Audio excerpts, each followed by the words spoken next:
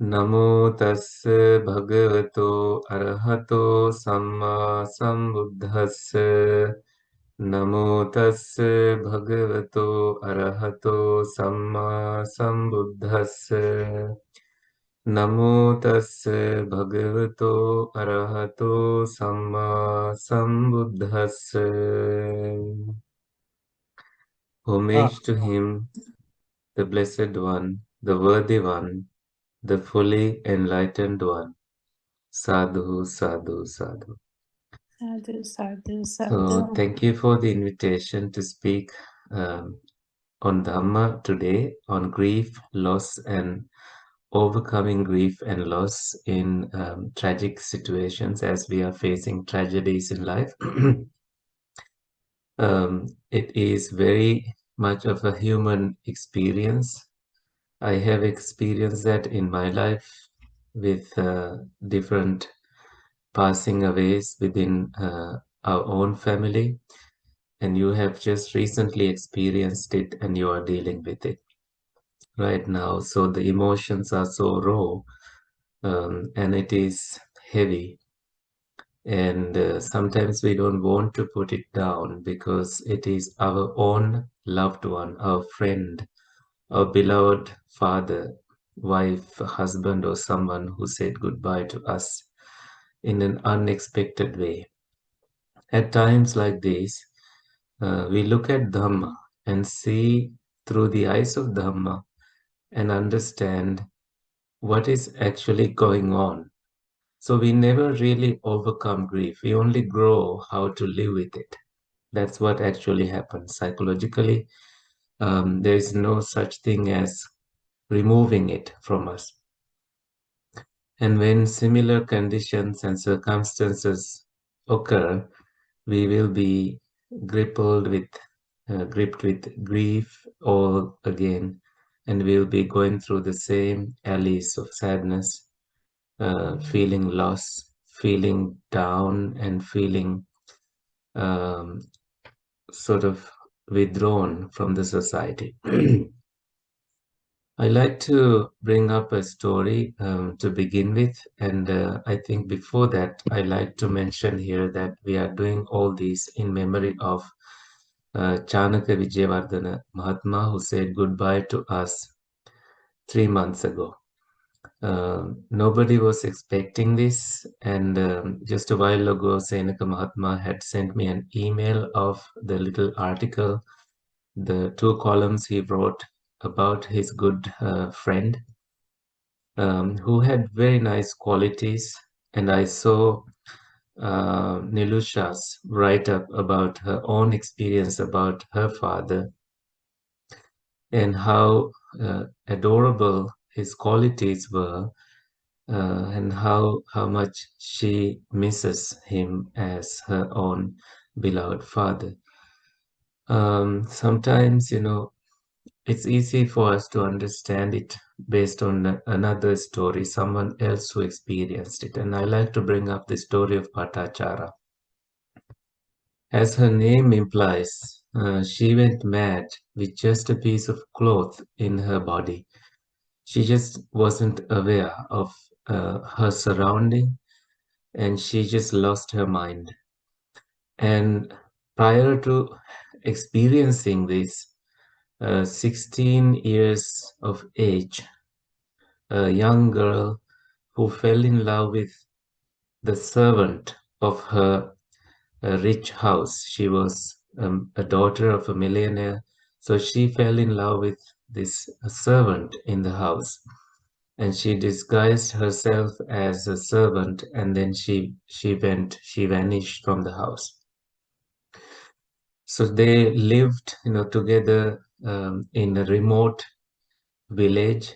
So they never came back to their parents' home because they knew that they will not be welcome. So what happened was that she got pregnant. She got used to the hardships of village life, living a life of luxury to living a life of suffering was really hard on her. but she accepted it and she moved on because her love toward the her husband was bigger. So when she, within several months, she realized that she got pregnant with with their baby, and it is a custom for them to go home to the parents to deliver the baby. And when the time approached, she said, "I'm going." And the husband was discouraging this. He said, "No, don't go. They will not welcome us. They will not welcome me, especially." And she somehow reluctantly refused his idea. And on a day when he went to work, she disappeared from home. So he ran after when he realized that he had gone, and he caught her in the middle of the jungle, and then she was very close to her due time. So she asked him to make a shelter, and he did that, and she delivered the baby. So they didn't have to. They discontinued their trip to their parents' home, her parents' home. So they decided to go back to the village. And within a year, she was expecting another baby. It was a time for her to go to her parents again. So she said, "I'm going." And he discouraged again. Somehow she said, "I'm going. I have to go." So it is their family custom. So she wanted to respect that. So she went. And together, as they went to approach the jungle, it started raining heavily all day. And she also felt the signs that she was ready to deliver the baby. She said, "I need this shelter. Can you make a little shelter so that I will deliver the baby in comfort under the rain without getting caught in the rain, in the storm?" It was really stormy that day. So he went looking for enough material to build a little shelter. And then, because he was not careful, he was bitten by a snake and he died right there. He could not bring himself back to his wife. So she was expecting him and also going through the labor pain, and somehow she delivered the baby. She was ready to go. So as she delivered the baby, she started like, "Okay, let me wait for my husband." And by the morning, he did not show up. So she didn't know what was going on. She got the little one and the newborn baby and started walking toward where they were headed. And on the way, she found her husband dead, lying dead by an anthill. She just couldn't even do the final body ritual to bury it because she didn't have any energy to do that. And she thought, if I stay any longer, I may get in trouble. There are snakes in this area. So she hurried. And as she went with the two babies toward her parents' home, the river was heavily flooded. So she realized that she didn't have the energy to bring the two babies together. So she had to leave one on this side and another on the other side. So she left this uh, she left the elder one on the shore, and she brought the newborn baby to the other side, crossing the flooded river. The water was up to her chest level, so she managed to cross to the other side. And as she did so, and she put the small baby on the other side, and she came back to get the older one. And as she came to the middle of the river, a big eagle approached the baby, the newborn, and caught it and went away. And she started clapping to stop the eagle from catching the little one.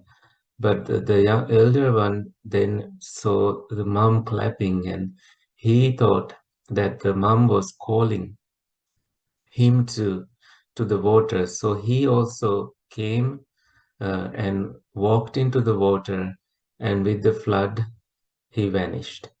So she lost both her babies and her husband, and she was completely devastated. She just didn't know that she had any reason to go back or stay, or she thought, my only refuge now is my parents.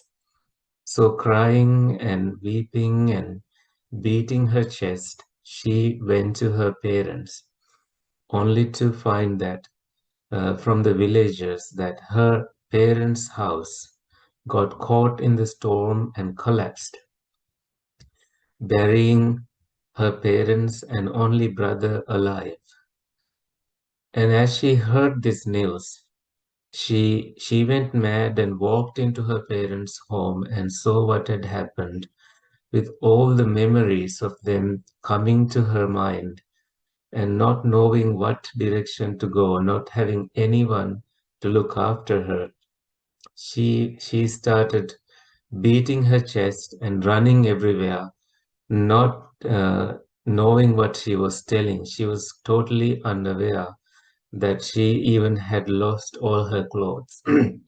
The clothes that got caught in the rain had uh, no that she was wearing. She came all this way, and they were just about to get dry, and then they fell off, and she was just running everywhere with just a little piece of cloth on her shoulder. She didn't know what she was doing. Imagine being born into a wealthy family and going with a servant of that family, and then living through hardships with that husband and surviving that life and delivering two babies, and in the end losing them and losing the husband, the only savior she had in the village, and now crossing this flooded river somehow with all her energy just after delivering a baby. This must have been so difficult to her, and also on top of that, knowing that her parents and only brother, the immediate relatives, are gone. So such is the losses that happen in life. They come unexpectedly. No one is ever prepared for this. And what we are left with is the memories of these people. For some time, we are in denial. We don't believe that our beloved one is buried or burnt, or that we did any final rituals on them, that we don't even believe that they will not come back to our lives. We have this tiny hope that they will be coming, they will be smiling, they will be buying gifts for us, they will be hugging us, and even in dreams we'll be happy if we see them. Oftentimes they the ones who had to say goodbye also have some experiences, such as, wanting to come back to the family, but they can't. So then some of them choose to live in a form of a divine status, and they look after their family until they see that the family does not need any support, and then they say goodbye. So when the time comes, it's an enormous effort and sacrifice they make. Even after saying goodbye, suddenly they still hang around, wanting to look after, protecting you, guarding you, guiding you, and even trying to console and support you, but they can't do it because physically you don't feel any of that. I know one family in Mathura.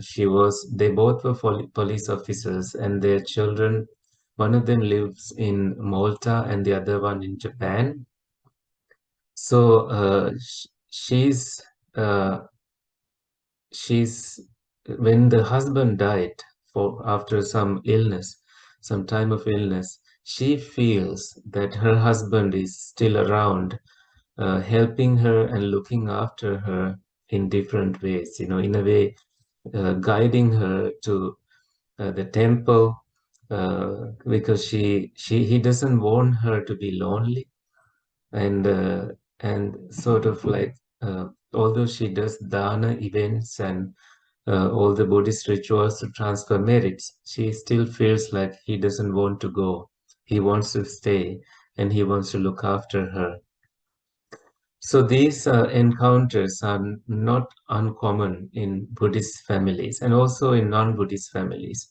They come and they give you different signs that they are around, but in a way that is very harmonious with the lives of the family.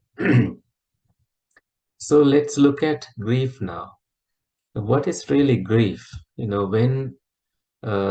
When this feeling of grief comes in our mind, this is honestly the measure of your love toward this loved person. However much grief that you felt or feel right now is also a measure of love toward that person who said goodbye to you. Isn't it amazing to think of it that way? We can we say no to grief? No, it's not possible. Now, what does Dhamma say about it? Is it a negative emotion or is it a positive emotion? What is it? It's neither. Whether it's negative or positive, we don't really care. It is what it is. So we know that people who are stuck in grief live with it for the rest of their lives, and then they say goodbye to their loved ones, and when they go with whatever the grief they experience throughout. So loss of a child, loss of a pet, loss of a parent, anyone in life, anyone who was dear to you, um, it beats us so hard, and we try to grapple with the feeling that okay, they are no more, so what's next? So we deal with so much uncertainty. We feel anxious about the next day, and the questions that come to our mind, like was it our bad karma? Was it their bad karma? That's not for us to decide. So we don't really ask ourselves too many questions. We just give our minds some rest, our bodies little rest. And then we turn toward Dhamma. In Dhamma, the Buddha says, Anicca vata sankhara. All the conditioned things are impermanent. Upadavaya dhammino. They have the nature of arising, they are born, and then vaya dhammino. They have the nature to pass away. Upajjitva nirujjanti.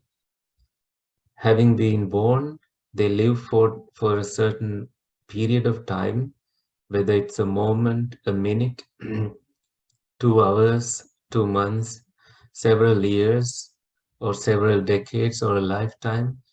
Having lived that time, they are nirujjanti, they disappear. And now you see this.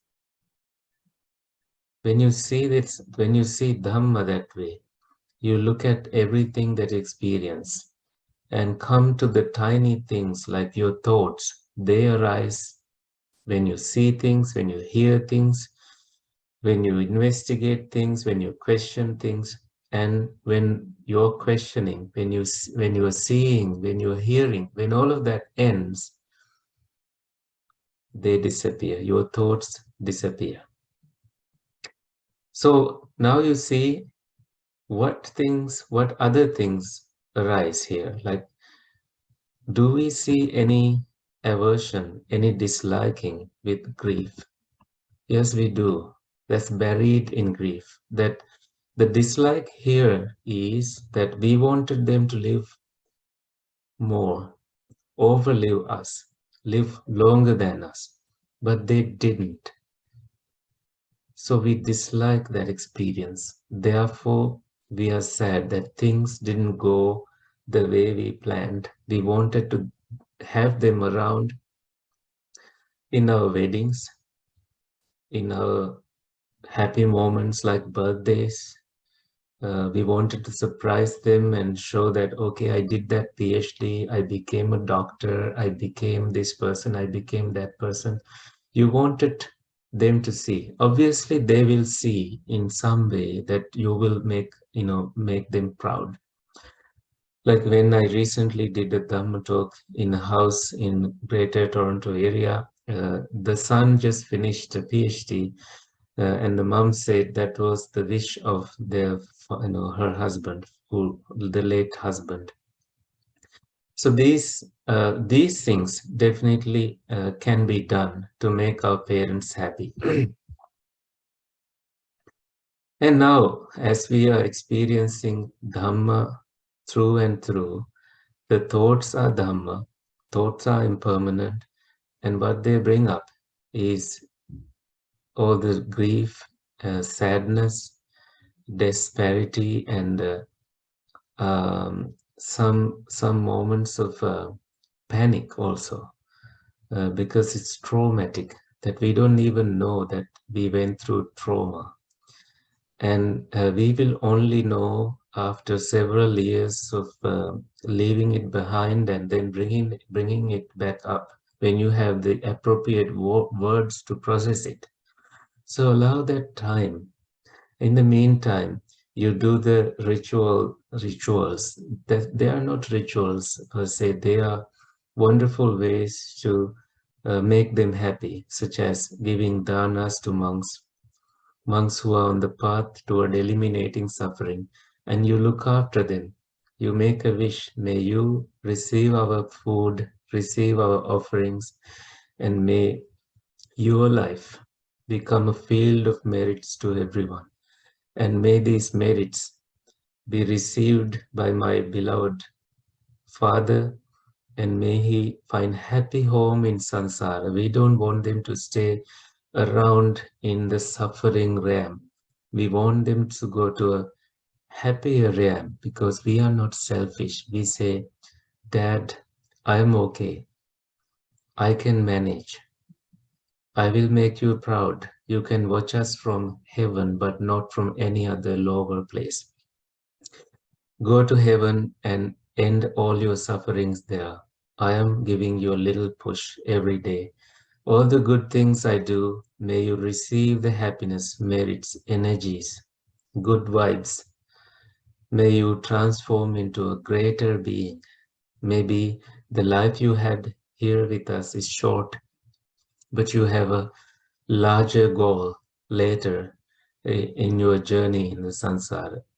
Whatever that is, may it be fulfilled. So that is how we make a wish.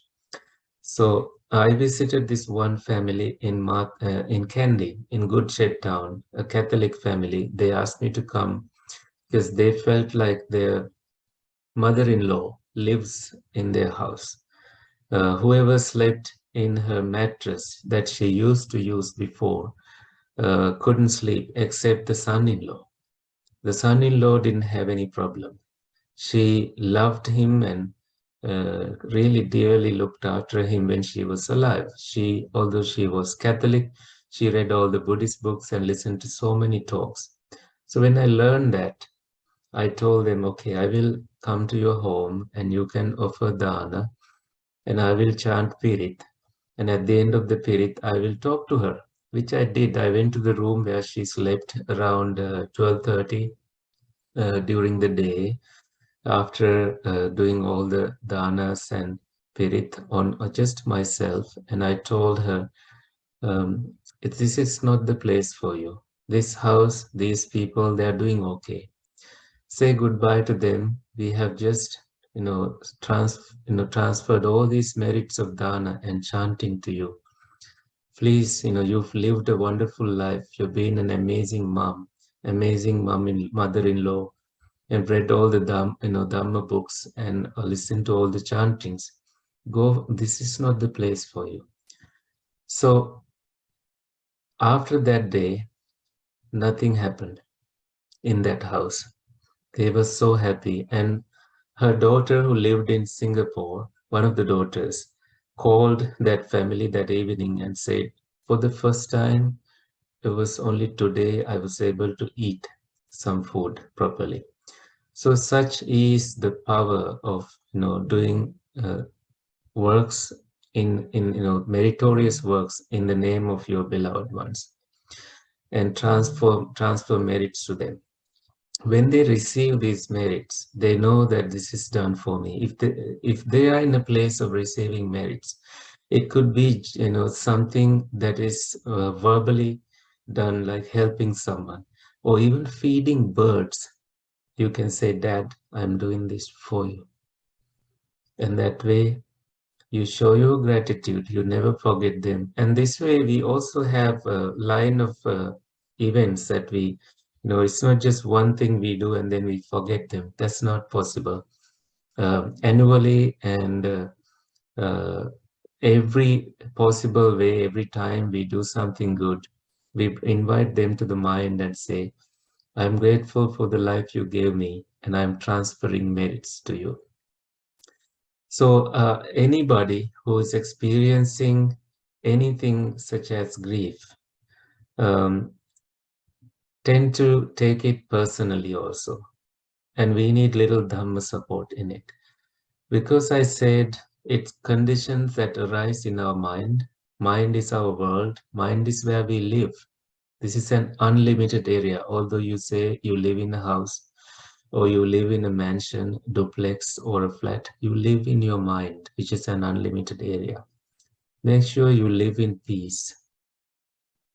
If you have regrets piling and grief, stricken minds all the time, if you have the attachment and if you have taken it personally, that is adhamma. That means you are not living in peace. You are living in pieces. And this can have some drastic subsequences, the results that ruin your present life, which is not how you show gratitude to your beloved parent. So I encourage you to look at it in Dhamma. This is impersonal. These are conditions that are arising, conditions that are ceasing. And there's no I in these experiences. And how do we explain this to a friend? You say, take a thought, for example. The thought occurred to you sometimes randomly, sometimes because you saw something somewhere. And all of this is based on your previous experience. It's not mine. And all of that, when you see, oh, people will say, oh, that's still you. And you say, yes, that's right. That's how we conventionally see it. But when you really connect all the pieces together, it's just one thing leading to another. It's because of the eye, we see things, and we are able to cognize these things, and then an experience is created, and this experience leads to another experience. Maybe it's a memory, maybe something you hear, and all these experiences lead to another, like causes and conditions, like hetu and phala. These are causes and then these are results. So this is a continuity that we tend to label as I, me, mine. And when you undo that, when you say, this is not me, this is not I, this is not mine, you see just things as is, things that are arising, things that are disappearing. Then you see something is right with me. These things are supposed to happen in life. We face them, and even in greatest of tragedies in life, we move on.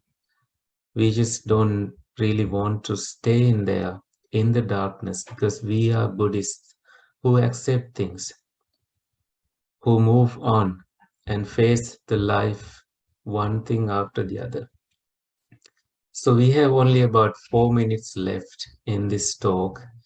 And if you have any questions, feel free to raise your hand and ask. If you have to mention something, feel free to do so. And I hope whatever I shared was helpful to you, and feel free to say that if you have any clarifications to make. We intentionally wanted to make it short so that you can just grasp these ideas and process them on your own.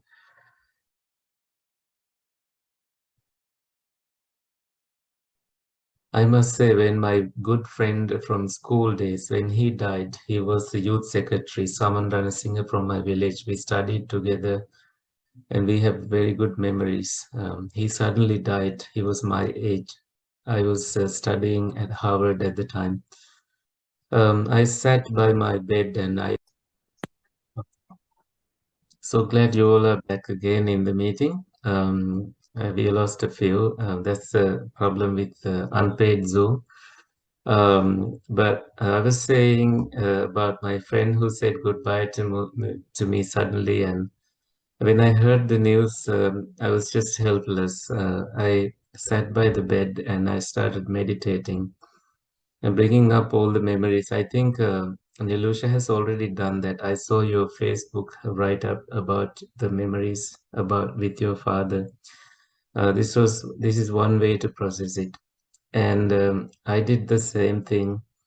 And later I joined the, I did the dana, and I transferred merit. So this was one way for me to say goodbye to him properly.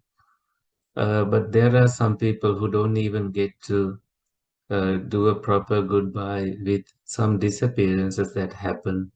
And only several years later, when they find the body, they put the pieces and they then finally let the body rest. Let it. Then they do a proper goodbye, like a vigil. So these things uh, a must for us to see the end of these events.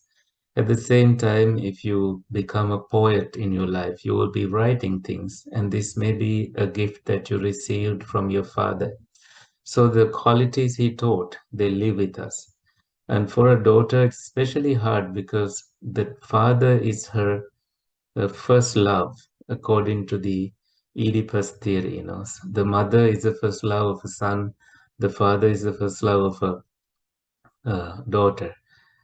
So this way, the bond between a daughter and a father is very strong, and that is why father daughters really bond, and they, you know, they miss these moments in life. So now, in the future, as you venture into your life, I think I briefly mentioned that. Always have a bracelet that says invisible bracelet that says WWBD. What would the Buddha do? And I would also want you to have another bracelet on the other hand that says WWFD, that says what would my father do in a situation like this. So both sides, you can have another one, but WWMD, what would my mother do? Because you will be living far away from them anyways at some point in life. So these can be your guiding, uh, ways, guiding pillars that says, this is what you could do, and you make the best decision in life, and you become a blessing to everyone. To those who are dealing with grief and loss in similar situations, you can be closer to them, not to catch it, but to be there, be a witness, to allow them to process it and say there is no one final answer to it. You will say you will only grow around it and see how you can make your life better through and through, but never to stay in sadness, never to stay in grief all the time, because we know time will heal us. So allow this time to heal. um, and it's okay to smile, it's okay to go to a party, it's okay to celebrate your birthdays, because that's what they wanted to experience. That's the life they wanted to give you, and have that life, receive that life. We can't be wearing white clothes all the time and look depressed and sad. No, that's not what your father wanted. He wanted you to have a nice life, celebrate life, and enjoy life. And when you can, do your meditations, practice your conduct of sila, and transfer merits. All of these are doable and within your control. Okay, so did I cover enough? Yes, so I mean, that's a very good one. Very short and very good for the kids. Thank you so much. So Nilusha, are let's you able to connect? Yeah. Nilu? Oh, Toshan? I'm here. Okay. Talk to Swaminathan, maybe connect with Bante Kusala Swaminathan so you can talk to him about grief if it's continuing. And, this is the hardest time for everybody. So do that. Thank you. You're welcome. Yes, thank you. You're very welcome. Happy to see you as well. Yeah, it's nice to see you again. Oh, you're in Toronto now? Yes, I am in Toronto. I was everywhere actually. I was in Sri Lanka and then was in Italy for 1 month. We did a foot pilgrimage from village to village, actually city to city, camping and living on arms round, one meal a day. And now we are here in Toronto. Oh, wow. And then in January, I plan to be in Boston. Oh, okay. Oh. Oh, So are you good. in Winnipeg? Yeah, I'm in Winnipeg. Yeah, so I stayed behind. Mm-mm. I didn't see ya. What's Yeah. next for you? Are you planning to Yeah, I'm going back to school in September, next September, to do my master's in physician assistant studies. excellent. Congratulations. Thank You're you. doing a master's. Yeah, I'm excited to go back. Yeah. Yeah. So you are living with your parents or in the university now? I'm living with Achi. Well, I'm living at Ammi's house alone, and then I'm visiting Achi and Sia here. Mhm. And you have a brother, right? Only Yeah, one? and he's in Yeah. London, Ontario. London, Ontario. I see. Yeah, So you are not far from me. yeah, he's very close. Yeah. You can Have go you and come to Mississauga Temple? I haven't been. She came as a baby actually with when Saripala Swami Nwanse was so he Ah, did go there. And so you Toshan, may not remember all of that. yeah, so Toshan has to go and visit Mm. Bante. So, um,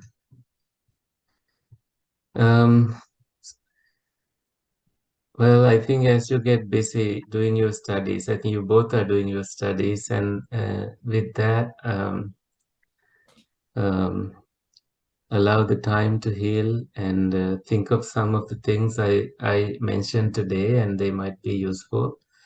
Okay, Come back to Dhamma, have that bracelet, WWBD, okay, WWFD, WWMD. These okay. are the bracelets, these are guides for us. Yes, yeah, I will. That's so nice. Yeah, very appropriate. All right, so let us transfer merits together. May beloved Tata, husband, be well and happy. May he receive these merits.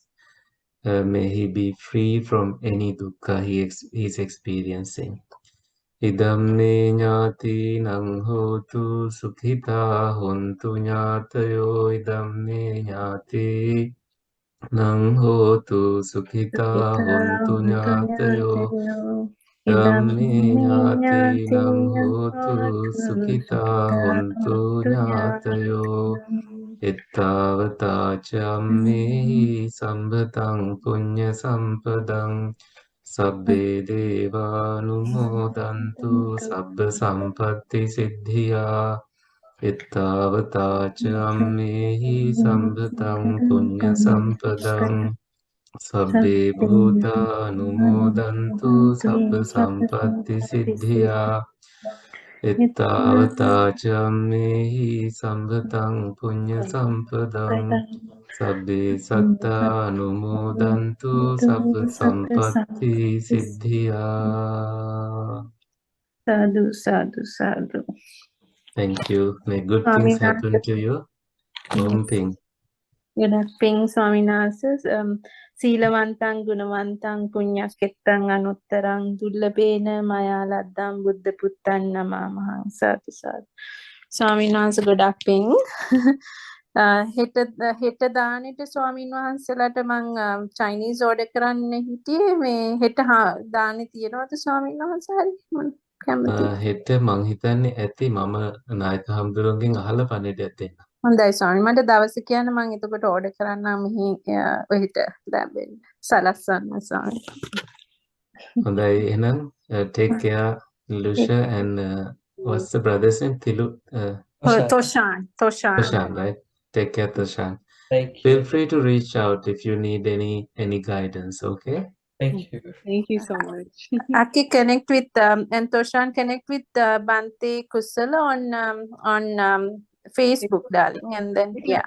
I have you on Feel free. Facebook, right? I think Good. Have connect both Toshan too, and then you can visit Swami Nwanse anytime. Then you can write. Please feel free to reach out and come. Okay. Okay. Thank you. Then Budsarnai. Good afternoon. Good Saturday.